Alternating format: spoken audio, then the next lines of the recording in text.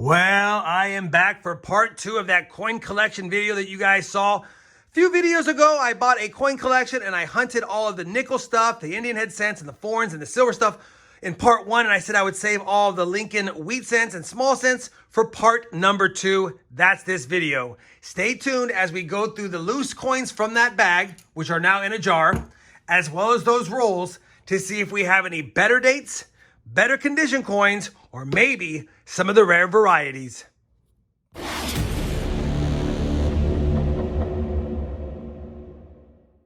Hey everyone, it's RobFindsTreasure. Welcome back to the channel. It's part 2, the small cents, the wheat cents from that coin collection video like I've mentioned. I'm not going to open up these books just yet. You guys watched the last video. These are pretty rough shape other than the later years. So we'll do this last. Ideally, I'm going to go through all this, lay out the best examples, see how well of a book we can put together. And if it's really nice coins or really a lot of better dates, I might switch out those books. We'll have to see. Either way, I'm excited to get into this hunt.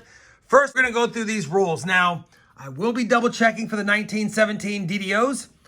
If these are all fillies, we only have the 17 DDOs to look for. We have the 1934 DDOs to look for. If there's other mints, then there might be some RPMs to search. I'll double check. But we also got to make sure that these rolls are what's in these rolls. We're going to work backwards. Let me go ahead and dump out the 1937 roll. Just see what we got in here. See if there's corrosion. See if there's any red cents. See if there's any nice condition ones. And let me see what we got. And I'll be back in just a moment.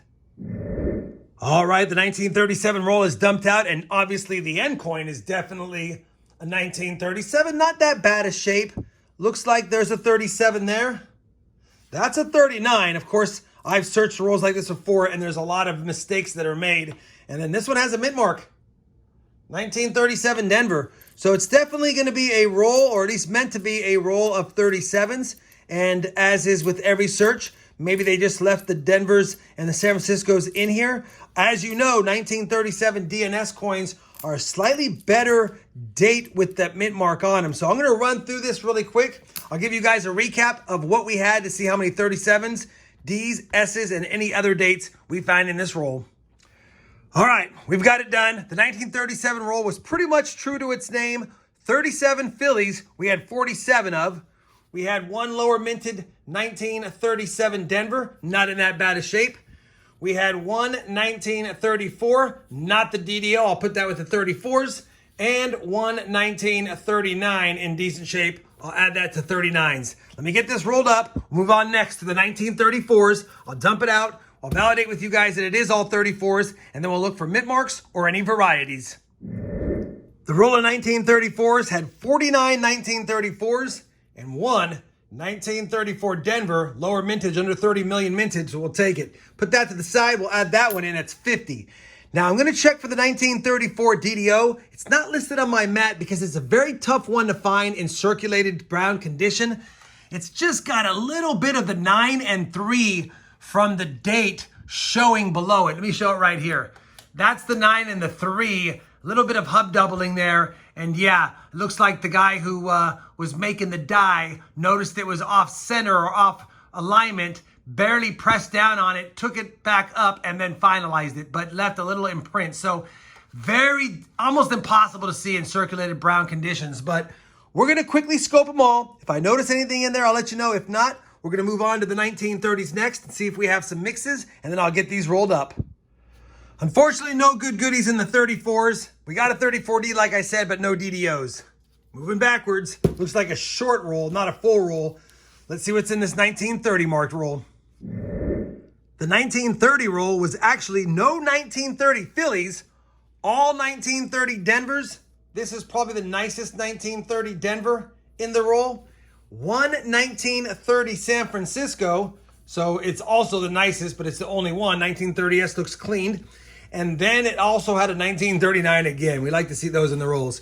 So gonna get that rolled up. No RPMs that I saw. A lot of corroded or not so great ones. The best ones in front. Let me go ahead and get that rolled up, add it over there, and then we'll get on to the 1929s.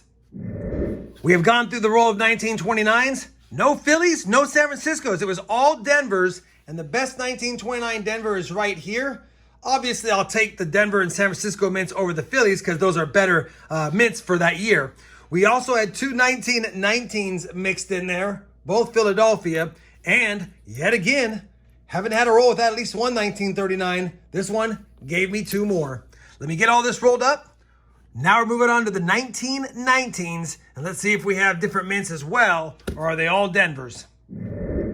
Well, the one time you want Denver and San Francisco mint marks, especially the 1919 Denver, which is a better date, we had none. All 1919 Phillies, although they're in a much better shape. A lot of them are about this condition. I think this has been rolled up a long time. These 19s might have been rolled up back in the 40s or 50s, because normally when I find 1919s, they're a lot worse for wear. But either way, I'll take it, add them to the collection, and yeah, put the nicest one on top. Let me get that rolled up. Nothing to look at as far as DDOs, as far as valuable ones in the 1919 year. And now, hopefully, we can go through the 1917s. Of course, I'll take mint marks on any of the teens Wheat Cents, but I really want to see if we have any 1917 Phillies to see if I can find that double die obverse. I have never found one, although I know a few subscribers that have. All right, I'll show you a picture of the DDO once I get this dumped out and those rolled up. All right, the 1970s are dumped out. They look pretty rough at quick glance. I don't see any mints on these. Could be a lot of 1917 Phillies. Told you I'd show you the DDO. We're going to be looking at In God We Trust. Really looking for the doubling on the bottom of the E in We. The T is in Trust. And then at the date, if it's super slick, you can still sometimes make out the doubling on the date here on 19. And I'm not sure on the 1. But really the 9... The 19 and the date is the best place to look, as you can see. And then the We and Trust, the first part of the TR and the ending of We. So that's where we'll be focusing on the scope when I scope these to see if we have any DDOs. Again, these are looking pretty rough. And when they get this slick, it's nearly impossible to see any doubling. Although, that's what the scope is for. We'll be checking them. And you know what? Let me show you one under the scope. We'll take a slick one. How about this pretty slick one? Put it under the scope. And we'll be looking just like this. And obviously there's damage on this one, but we take a look at that 9. And then up to the top here, looking at that We Trust. That's what we'll be looking for. Hopefully I can find one. If not, you now know about the 1917 DDOs to look at those in your hunts. And yeah, I'll be back with a recap or a find if I have one.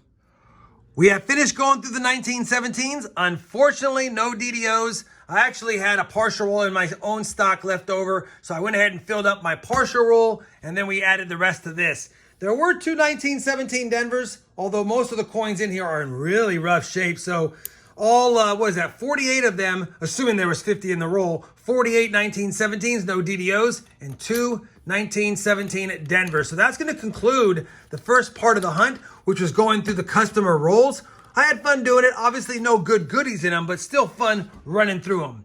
Now what's next to do is to dump out this jar and to look for varieties. I'm going to get out my 50s, 40s, 30s, 20s, and teens jars that I have for overstock until I catalog them and add these to them as I hunt for any of the varieties listed on my mat and a few other ones not listed. Let me dump this out with you guys. We'll do a quick little spread out and see what we got. All right.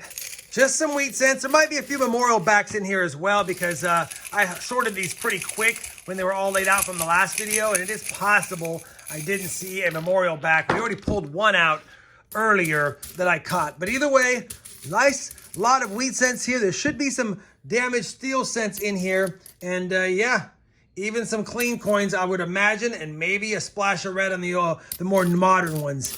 Let me run through these now. See if I find anything. If I find something valuable as far as a better date or a variety along the way, I'll be sure to bring you guys back in. I keep picking up the same ones twice. All right, let me get this started. I'll be back if I have a find or just a quick midpoint recap. Well, I'm already back because we're off to a pretty hot start. I grabbed one handful. We had 150s in there, some 30s in there, including ones with mint marks, two from the teens, one a 1919S in decent shape, and take a look at this. We got a 1909 VDB, Victor David Brenner's initials on the bottom. Obviously, the 1909 Philly without the initials on the back bottom is the least valuable. The second most valuable is this one with the VDB, and yeah, we'll take it.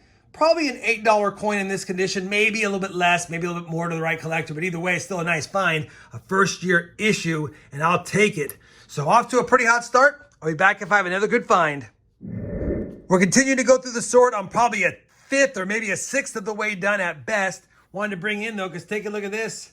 It's clean, but it is a 1922D. Obviously the no D is better, but we'll take a 1922 Denver. I'm putting the best of the decades in the front. We got an 09P and a VDB, of course, and then there's other stuff I'll get to at the end, but these are the best. And the only reason why this one's in front is it's the most original steel cent that has decent detail. So that's what we got so far, and we have one 1960 Denver, yet again, large date, so that'll go with my copper stash. Let me get back to the hunt. I'll be back if I have another find. Well, we're definitely about 2/3, maybe 3/4 of the way done with the sort. Brought you in because we got another 1922, and I thought for a second, under normal lighting, I didn't see a mint mark, but it's a weak D. 1922 weak D. I think the other one was a strong D, but either way, it's definitely there. Two 1922Ds, though, along with a lot of other slightly better dates, but we'll get to those in the wrap-up. Continuing on for the variety search and the search for better dates. Definitely getting close to the end now, getting some better dates, but even a better date, 1933 Denver, and yeah, that's actually a semi-key date, and I have it on my mat. Only 6.2 million minted, only a $5 coin, and best, probably more like $3 for this one, but still, another nice 30s coin to add to the 30s better dates. See if I can get one more or two more finds before the wrap-up. Well, I'm back. It's only been a few handfuls later, and I want to bring in because I think I have a mint air here. And I'll cover it here in a second, but this is a 1955 Denver, and you can see like a false rim or a double rim on this side. And when I flip it around, same thing, and that's not the only thing about this false or doubled rim.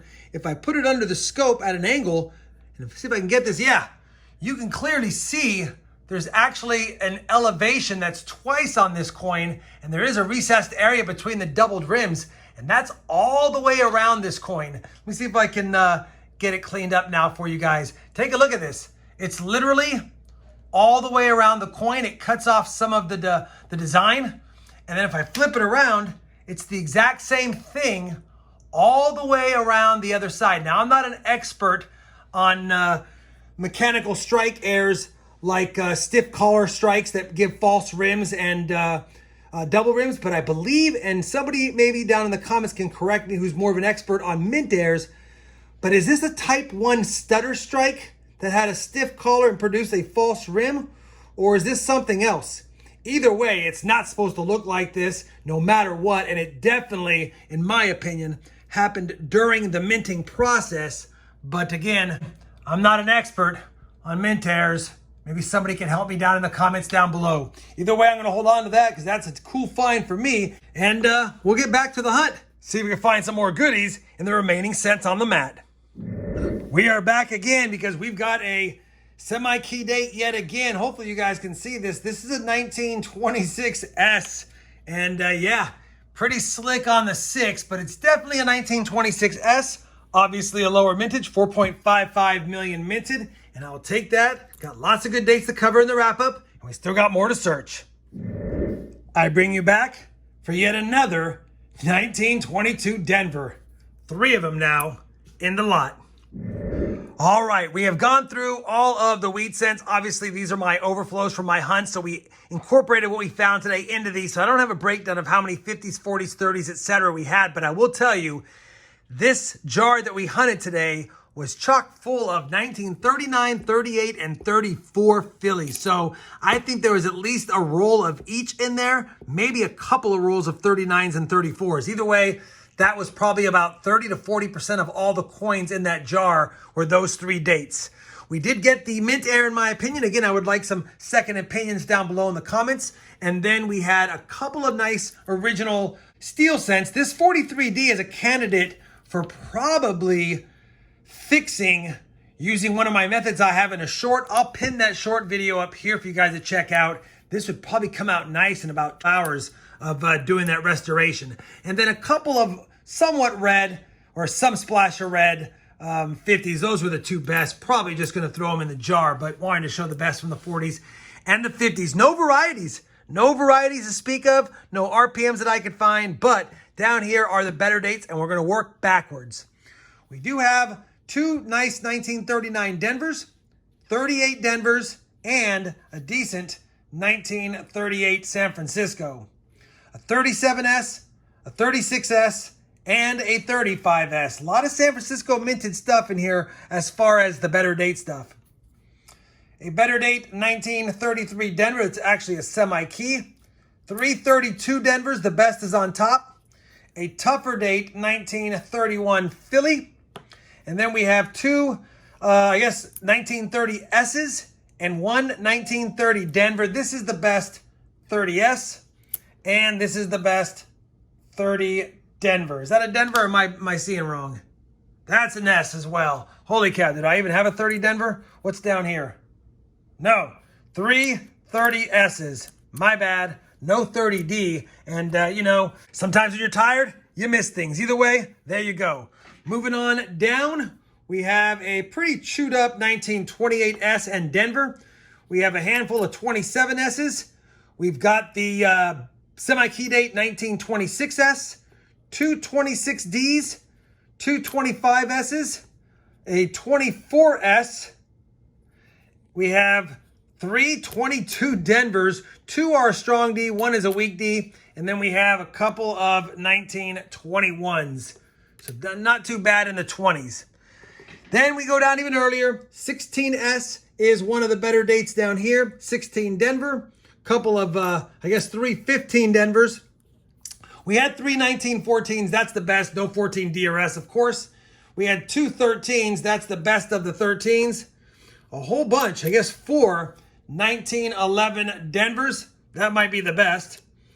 We did have a 1909 VDB that you saw early on, and a handful of 1909 no VDB. So, no key dates, a couple of semi-key dates, some better dates. It's nice seeing those 22 Denvers, but yeah, nothing to write home about, but still some nice coins that I can add to my collection. I was thinking about possibly upgrading the album, but I think what I'm going to do now is just I'll make a starter set out of these ones right here, and then we'll go through the books really quick and see if we have better dates that look decent in just a moment.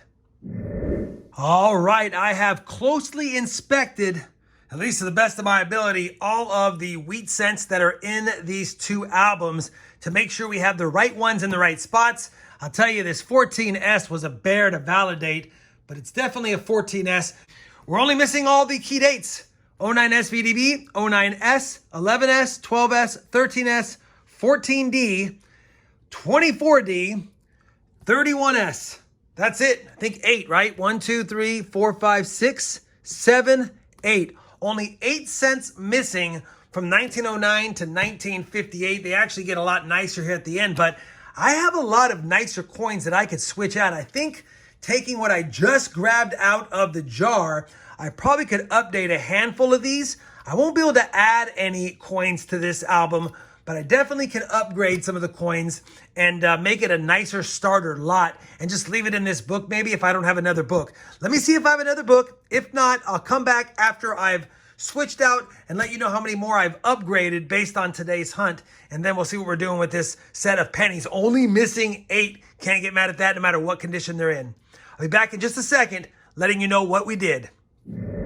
All right, it's been about another hour, and I've gone through a lot of the ones that were in really rough shape that I had replacements for. I tried to put in the nicest ones, but a lot of these are tougher dates, or I'm not going to run through every single one of my archived wheat cents to replace every single one out of the album. I might as well just start a new album.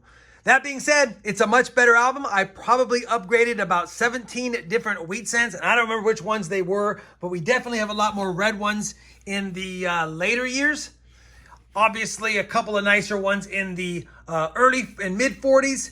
And then really, I just tried to put in coins that had good details, or if they were a slightly better date, I put the best one that I had. I even upgraded the 1909 VDB from today's hunt, as well as the 1909P. So pretty good upgrades. Only 8 coins missing. Definitely not a high grade set, but definitely a great starter set, maybe slightly above a starter set for someone. And I know some of you are already thinking, Rob, you can use a lot of these in that penny hunt and fill series you have going on, but I did buy this as a collection, so technically I know I paid more than a penny each for these, and because I bought them as part of a collection, I really can't use them, at least not right now. That's going to wrap it up for this penny hunt or wheat cent hunt. If you did enjoy it, I certainly would appreciate that thumbs up. And as always, everyone, happy hunting and thanks for watching.